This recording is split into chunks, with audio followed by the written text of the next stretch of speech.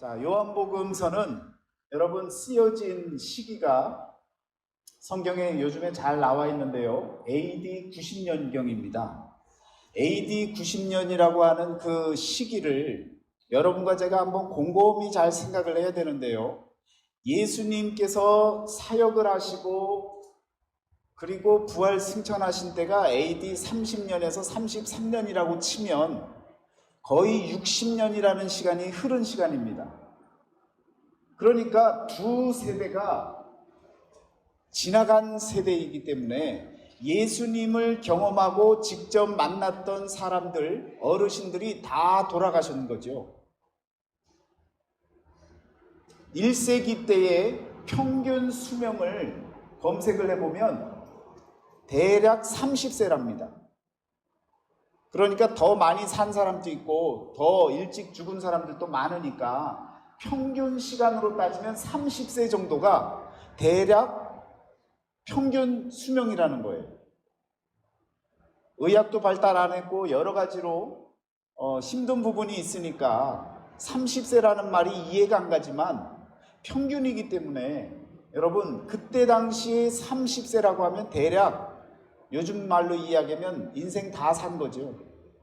그런데 그리고 나서 두 세대가 지나는 60년이 지나고 나니까 예수님을 직접 경험했던 사람들은 이제 세상에 없을 정도로 다 사라져버린 겁니다.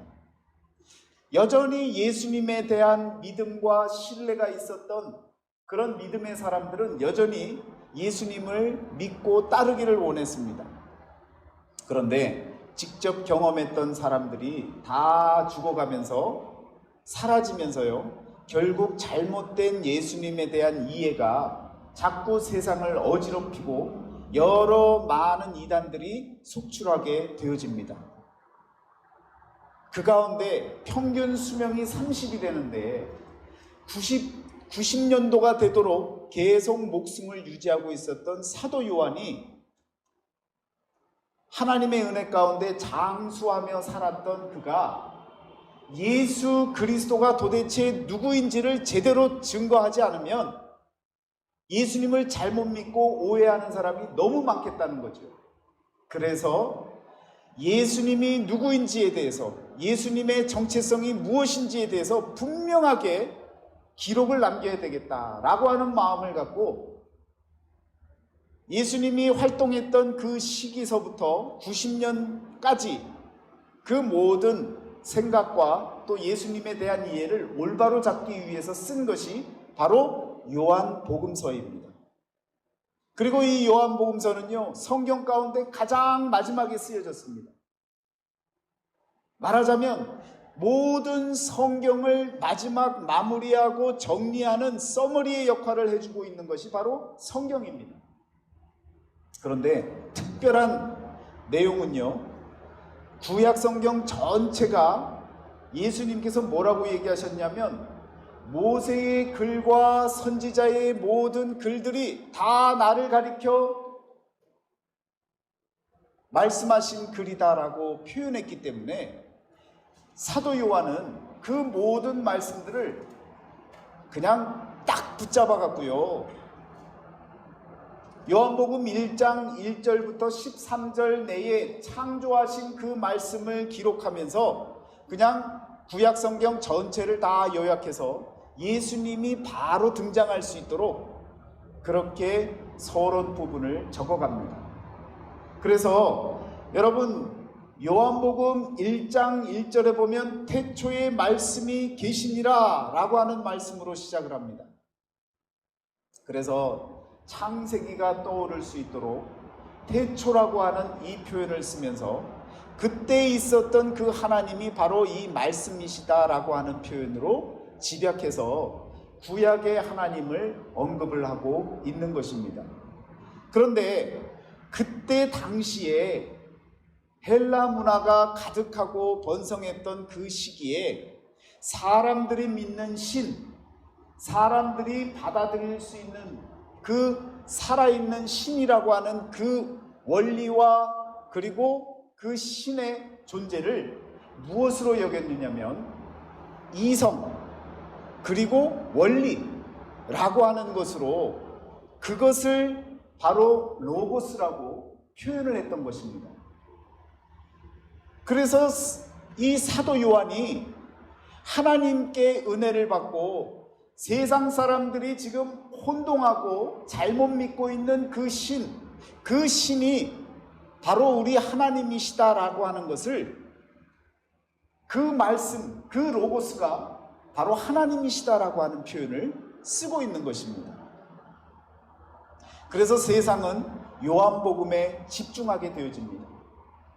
철학적으로, 사상적으로 자신들이 알고 있던 신의 존재, 로고스라고 하는 이 표현이, 말씀이라고 하는 이 표현이 바로 태초부터 있었던 그 신이고, 그리고 그가 바로 이들이 이야기하는 예수 그리스도시다라고 하는, 육신으로 다시 찾아오신 예수 그리스도라고 하는 이 표현을 통해서 세상은요, 이 요한복음서에 관심하게 되고 집중하게 되어지는 것입니다. 그래서 사도 요한은요, 바로 그 하나님, 살아계신 그 하나님이 당신들이, 세상 사람들이 생각하는 신이라고 하는 그 존재가, 전혀 모르고 있는 당신들이 알고 있는 그 신이, 바로 말씀이 육신이 되어져 이 땅에 오신 예수 그리스도가 바로 당신들이 막연하게 믿고 있는 그 신이고 우리의 참된 살아계신 하나님이십니다 라고 고백하는 말씀인 것입니다. 요한복음서는요, 그래서 세상의 모든 믿고 있는 신이라고 하는 그 존재가 바로 하나님이라고 하는 사실도 증명해주고 있는 것입니다. 여러분, 세례 요한은 구약의 선지자입니까? 신약의 선지자입니까?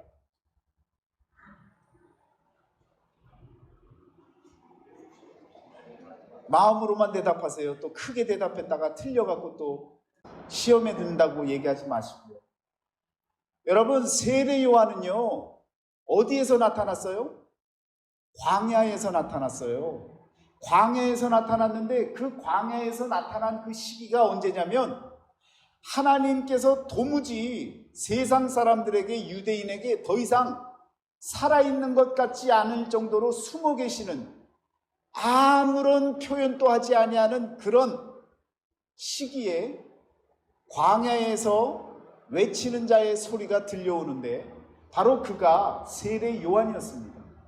그러니까 그때가 언제냐라고 물으면, 구약이 끝나는 무렵에 광야에서 외치는 소리가 들렸으니까 광야에서 외치는 그 소리가 바로 구약의 선지자라고도 말할 수가 있겠죠. 그런데 이 세례 요한을 통해서 예수 그리스도가 선포되어지면서 신약이 시작되어지기 때문에 신약의 선지자라고 말할 수도 있는 것입니다. 말하자면 세례 요한은요, 구약과 신약을 연결해주는 다리 역할을 해주는 그런 선지자입니다. 그러니까 여러분들이 구약의 선지자입니다. 맞습니다. 신약의 선지자입니다. 맞습니다. 구약과 신약의 선지자였습니다. 그러면 더 잘 맞는 겁니다. 구약 성경의 마지막 성경이 무엇입니까? 말라기서입니다. 말라기서 마지막 구절을 한번 보실까요? 보라, 여호와의 크고 두려운 날이 이르기 전에 내가 선지자 엘리야를 너희에게 보내리니 그가 아버지의 마음을 자녀에게로 돌이키게 하고 자녀들의 마음을 그들의 아버지에게로 돌이키게 하리라. 돌이키지 아니하면 두렵건대 내가 와서 저주로 그 땅을 칠까 하노라. 자, 누구를 보낸다고 합니까? 엘리야를 보낸다고 해요. 엘리야를. 구약의 마지막 말라기서에 하나님께서 말라기를 통해서 엘리야를 너희에게 다시 보내겠다는 거예요. 그러면 구약 선지자였던 그 엘리야입니까? 다시 환생해서 돌아오는 거예요? 아니죠. 기독교는요, 환생의 종교가 아닙니다. 다시 살아오는 종교가 아니에요. 그 엘리야를 여러분, 누가복음 1장 17절로 한번 가보세요. 그가 또 엘리야의 심령과 능력으로 주 앞에 먼저 와서 아버지의 마음을 자식에게 거스르는 자를 의인의 슬기에 돌아오게 하고 주를 위하여 세운 백성을 준비하리라. 누구를 지금 설명하고 있는 거예요? 세례 요한을 설명하고 있는 거죠. 그러면 마지막 말라기서에서 누구를 보낸다고 했어요? 엘리야를 보낸다고 했는데, 엘리야의 심령과 능력으로 주 앞에서 주의 길을 예비할 자를 지금 누가가, 제자인 누가가 뭐라고 얘기하고 있어요? 그가 바로 세례 요한에 대한 설명을 하면서 바로 엘리야, 하나님께서 말라기 선지자를 통해 말씀하신 그 엘리야가 바로 세례 요한인 것을 말씀하고 있는 겁니다. 그러면 정말 그가 정말 세례 요한인가? 그 부분을 다시 한번 마태복음 17장 13절 말씀해 보면요, 이렇게 나옵니다. 그제서야 제자들이 예수께서 말씀하신 것이 세례 요한인 줄을 깨달으니라. 할렐루야. 예수님이 뭘 얘기하셨어요? 엘리야가 먼저 와야 되리라 라고 했던 그 부분에 대해서 예수님께서 말씀을 하셨는데, 제자들이 그제서야 깨닫게 되어졌다는 거예요. 뭘 깨달았다는 거예요? 말라기서에서 이야기하는 그 엘리야가 오겠다고 했는데 그 엘리야가 바로 세례 요한인 것을 깨달았다라고 이야기를 하는 것입니다. 그러니까 오늘 요한복음 1장 본문 말씀으로 돌아오면요, 14절 말씀 전에 6절에 나오는 세례 요한을 언급한 이유는 구약의 하나님께서 태초에 말씀으로 계셨고 그 하나님이 창조하셨고 빚된 그 예수 그리스도를 우리에게 보내주시는데, 그를 준비하고 주의 길을 예비한 사람이 바로 세례 요한, 그가 바로 말라기서에서 이야기하는 엘리야라고 하는 그 표현을 예수님께서 확인시켜 주셨고 제자들이 확인했고요, 깨달았다라는 것입니다. 그리고 나서 14절부터 그 말씀이 이제는 시작이 되어지는 거예요. 사도 요한이 얼마나 마음이 급했겠습니까? 지금 세상은요, 예수 그리스도를 잘못 이해하고 오해하고 있는 사람들이 너무 많은 거예요. 그러니까 구약의 모든 내용은 구약 성경을 읽으라는 거예요. 그런데 지금 이야기하고 싶은 것은 말씀이 육신이 되어져 이 땅에 오신 그분이 누구인지에 대해서 분명하게 설명코자 말씀을, 모든 구약의 말씀을 정리하고, 그리고 세례 요한을 언급하면서 그가 바로 예수님이 오시기 전에 나타나야 할 엘리야라는 것을 언급하고, 바로 말씀이 육신이 되어 이 땅에 오신 예수 그리스도를 설명해주고 있는 것입니다. 성육신 하시기 전에 하나님은 어떤 하나님이셨습니까? 보이지 아니하는 하나님이셨습니다. 그런데 그가 그 말씀이 육신이 되어져 이 땅에 나타나신 거예요. 말하자면 보이지 아니했던 그 하나님이 특별한 계시를 통해서, 예수 그리스도를 통해서 사람들의 보여지는 존재로, 인간의 모습으로 이 땅에 나타나신 것입니다. 여러분, 지금 요한복음 1장 14절에 말씀이 육신이 되어 우리 가운데 거하시매라고 하는 표현을 쓰고 있는데요, 이 거하시매라고 하는 이 표현은요, 에스케노센이라고 하는 이 헬라어가 무슨 말이냐면 장막을 치다라는 의미를 갖습니다. 그러면 어떤 마음이 드세요? 보이지 아니했던 그 성막이 보여지는 성막으로 보여지는 역사가 일어나는 것입니다. 이 말씀 요한복음 1장 14절 한 구절 안에 놀라운 비밀이 담겨져 있는 거예요. 그러면 보세요, 이 비밀이 보이지 아니했던 이 성전이요, 보여지는 성막 성전으로 우리들에게 나타나신 거예요. 성막을 치신 거예요. 그리고 마지막에는 어떻게 하실까요? 계시록에 가면 어떤 표현이 나와요? 예수님께서 부활하시고 승천하시고 나서 다시 오시겠다고 하실 때의 그 모습은 새 예루살렘, 거룩한 성전으로 우리에게 임해 주십니다. 한번 그러면 계시록 21장 22절에 보면 성 안에서 내가 성전을 보지 못하였으니, 성전을 지금 찾고 있는 거죠. 이는 주 하나님 곧 전능하신 이와 및 어린 양이 그 무엇이라? 성전이십니다.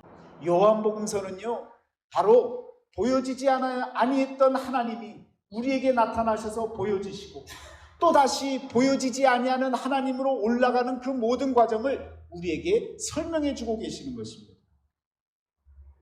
그래서 말씀이 육신으로 바뀌어지는 이 역사가 우리에게는요, 가장 놀라운 하나님의 섭리이고 은혜입니다.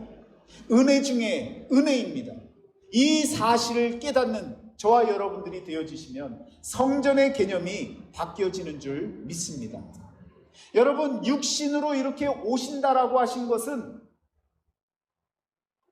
사도 요한이요, 구약 성경을 읽으라는 거예요. 구약 성경을 읽으면 예수님께서 육신으로 오실 것, 많은 선지자들이 창세기 3장 15절서부터 비롯해서 모든 예언의 말씀을 통해 예수 그리스도께서 오시겠다라고 말씀하시는 것이 구약 성경이에요. 무려 300절 넘게 예수님이 오실 것을 예언해 주고 계시는 것입니다. 놀라지도 않네요. 이 큰 은혜를 여러분 이제는 정말 말씀을 통해 다시금 깨닫고 고백하며, 그리고 그 하나님을 믿음으로 믿고 나아갈 때 하나님이 주시는 더 놀라운 구원의 역사, 구원의 은혜를 이루어 나갈 줄 믿습니다. 자, 그러면 육신으로 이 땅에 오셨잖아요. 그런데 여러분, 그가 또 무엇이 되십니까? 예수님이 육신으로 오셨어요. 그리고 사역을 막 하셔요. 그리고는 그분이 무엇이 되신다 그랬어요? 성전이 되신다 그랬잖아요. 지금 여러분 잘 보세요. 간단합니다. 논리는 아주 간단해요. 보이지 아니하는 성전이 이 땅에 오셨어요. 육신으로 오셨어요. 육신으로 오시는 그 모든 내용을 구약 성경이 다 설명했다고요. 그리고는 육신으로 오셨는데 그분이 무엇이 되시느냐면 성전이 되신다고요. 그런데 이 사실 자체도 구약에서 언급하고 있었다고 말씀드렸잖아요. 뭐라고 얘기했습니까? 이사야서 8장 14절에 뭐라고 얘기하고 있다고요? 그가 성소가 되시리라. 그가 성소가 되시리라. 여러분, 이미 하나님의 역사 가운데 예수님이 이 땅에 오실 것도 예언되어졌고요, 그가 성소가 되실 것도 언급해 주고 계신다는 것입니다. 말하자면 예수님이 육신으로, 보이지 아니했던 성전이 육신으로 오셨어요. 그가 또 성소가 되리라 말씀하셨는데, 또 그가 몸된 성전을 가리켜 말씀하셨다라고 하는 그 표현들을 여러분이 읽어보셨잖아요. 제자들도 그것을 깨닫게 되어지지 않습니까? 성전을 헐라, 내가 사흘 동안 성전을 다시 세우리라 말씀하셨던 그 성전이 바로 자신인 것을 분명히 몸된 성전을 가리켜서 말씀하신 내용 아닙니까? 이 말씀은 바로 육신으로 오셔서 다시금 성전이 되신 것을 표현해 주고 있는 것입니다. 그래서 그 성전이 어떻게 되는 거예요? 성전이 다시금 십자가를 지시고 무너진 거지요. 그리고 다시금 세워졌죠. 다시 살아났습니다. 부활을 통해 다시 살아난 거예요. 그런데 이제는 이 성전의 개념이 바뀌어지는 겁니다. 어떻게 바뀌어져요? 하나님의 나라로 바뀌어지는 거예요.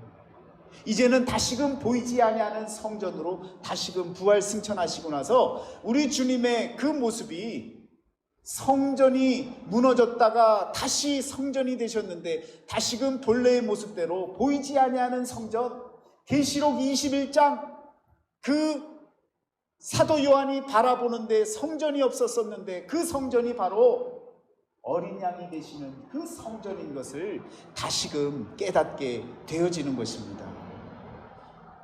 오늘 말씀의 성육신의 이 은혜는 하나님의 나라로서 우리에게 간간히 말씀하셨던 우리 주님의 그 말씀을, 왜 하나님의 나라가 우리 가운데 임하였다라고 하는 그 의미가 무엇인지를 여러분과 제가 느껴야 되는 거예요. 여러분, 하나님의 나라가 이미 너희 가운데 임하였다라고 우리 주님이 스스로 말씀하시잖아요. 그 의미가 뭡니까?